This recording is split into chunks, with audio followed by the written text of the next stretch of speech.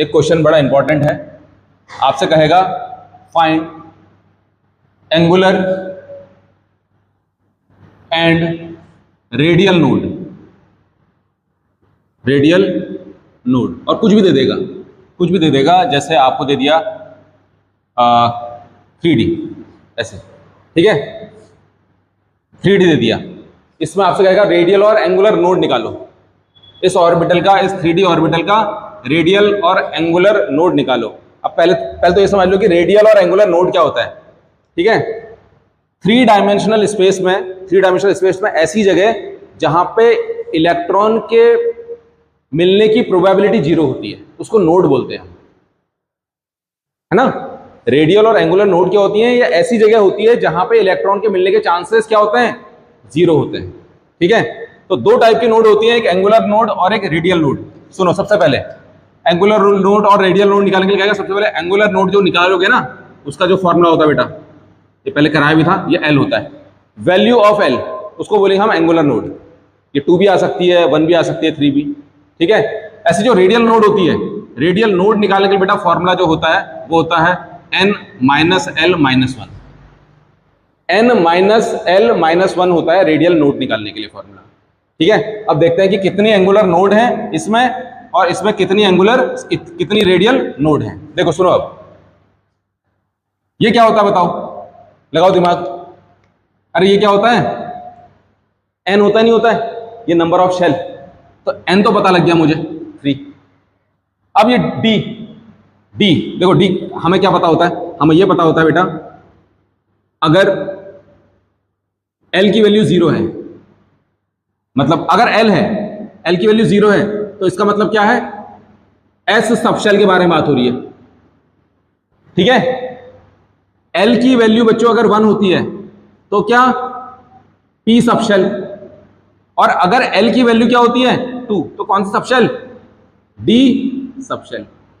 तो बताओ, यहां ये d सबशेल है ना, अरे ये तो n की वैल्यू हो गई, ये कौन है?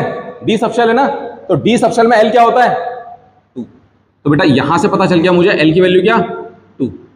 तो बताओ एंगुलर नोड का आंसर आ गया। एंगुलर नोड का आंसर क्या होता है? अरे एंगुलर नोड क्या होती है? l होती है, तो l की वैल्यू क्या है? एंगुलर नोड कितनी होंगी? 2। समझ में आया? अब रेडियल नोड में आ जाओ। रेडियल नोड का ये फॉर्मूला होता है, n कितना निकाला था बेटा? n कितना था?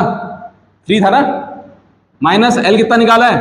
2 माइनस 1 कितना आया बताओ? 0। तो इसका मतलब क्या है? रेडियल नोड है ही नहीं, केवल कौन सी नोड है? एंगुलर नोड है, और कितनी है वो? 2, ठीक है। इसको नोट कर लो, ये टाइप का क्वेश्चन बनता है।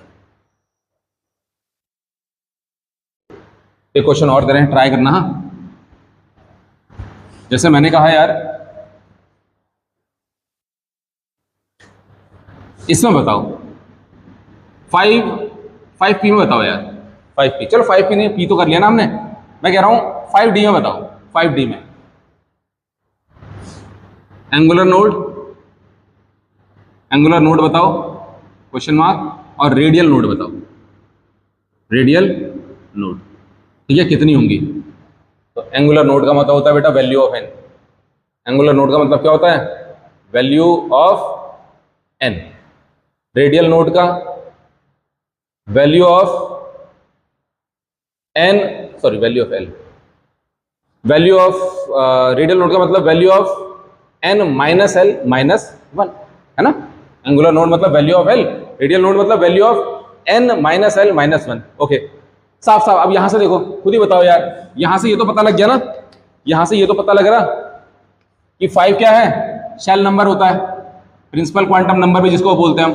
तो n की वैल्यू तो 5 आ गई। अब d बताओ, d कौन से सबशेल है?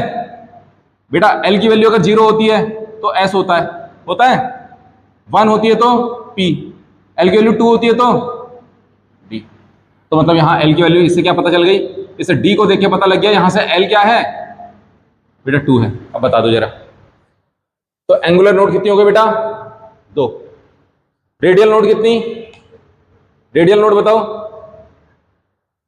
n की वैल्यू तो 5 है, 5 माइनस 2 माइनस 1 कितना हो गया? 2।